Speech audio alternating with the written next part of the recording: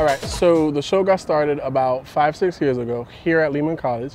I registered for a class called Solo Performance Workshop, and I had no idea what I was getting myself into.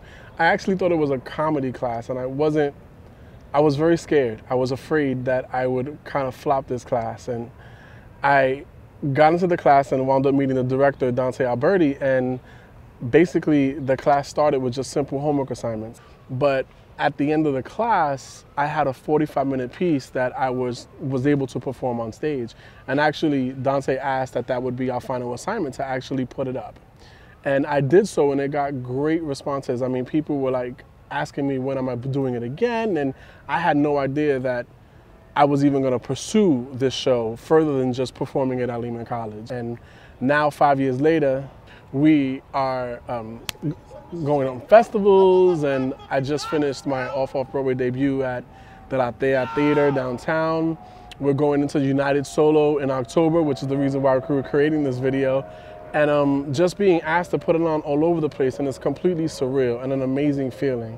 And it's been compared to John Leguizamo, and I mean, I'm completely humbled to be compared to John, because John has been doing this for years. So for my name to be, mentioned alongside his is just a complete honor, and I'm humbled. And we're looking to raise money for this run in October.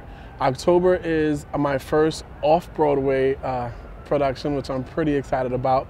The show is going to go up in a theater on 42nd and 10th Avenue. And in order to put this show up, there's a lot of things that have to happen in order for me to do so. There's advertising, there's marketing, there's printing postcards, and a lot of stuff that needs to go on. So this video is being created so we can actually go out there and try to get the support to put this out there and run with it. I mean, again, Father Forgive Me for I've Sinned is a story of a young Latino man in the early 90s, late 90s, who's trying to identify himself in a world full of stereotypes. And I finally got the courage to put that story out there in order to make waves. It's a platform for myself to tell my story, where I came from, where I grew up from, and how I got to where I am today. Not allowing anyone to identify me, and how I've gone through that entire process of just learning that I define me at the end of the day. No one can define me but myself. And it's taken me a long, long time to do so. And in telling you that story on stage, I introduce you to many members of my family, memorable members of my family, as Titi Bruja, one of my sisters who's the freestyle queen of the Bronx, my mom, my dad, my grandparents. There's a lot of characters that are up there that you get to kind of see.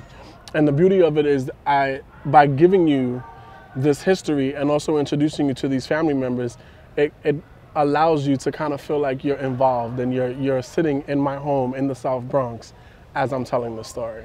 My favorite character in Father Forgive Me it has to be Titi Bruja. And the reason I love Titi Bruja so much is because she's so overdramatic. She's everything you can possibly imagine in a woman and then some. You know what I mean?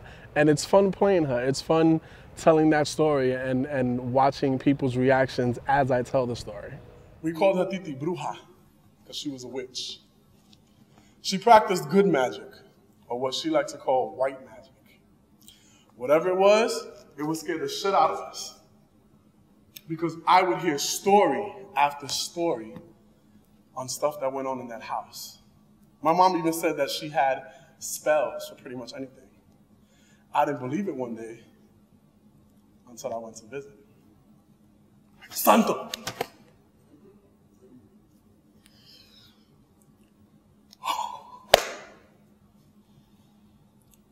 Santo! Bendición, Titi.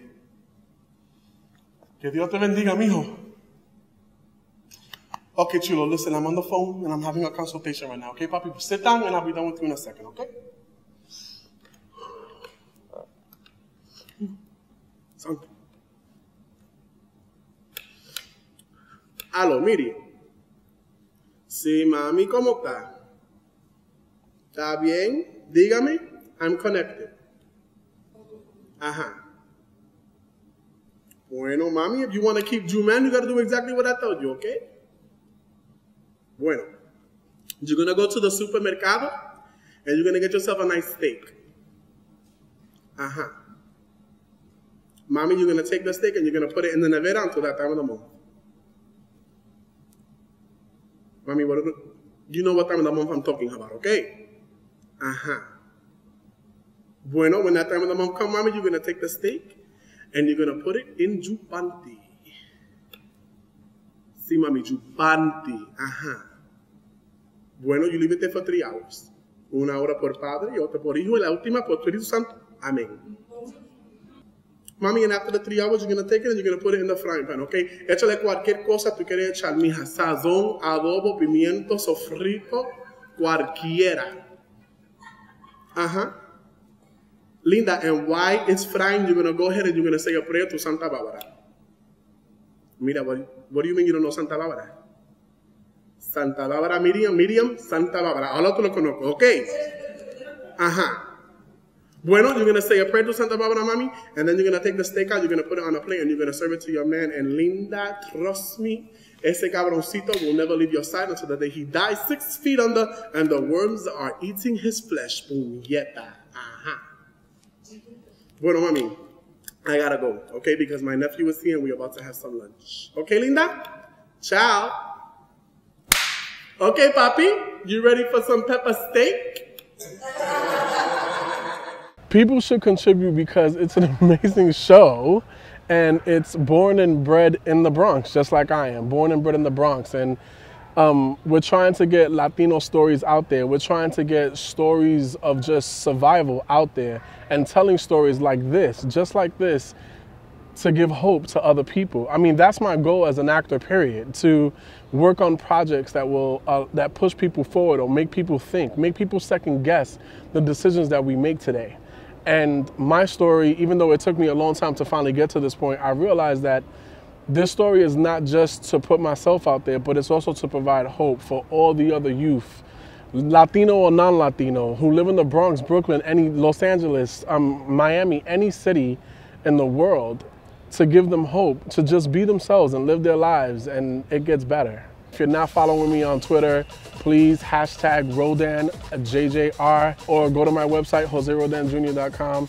Donate. If you can't afford to donate anything, I completely understand. Trust me, I know how hard it is, but please spread the word. There's nothing more than just spreading a word that can possibly help us out. So if you know anyone, send it to your friends, post it on your Twitter, post it on your Facebook walls, and just help me get the word out there. That's it. Any help helps.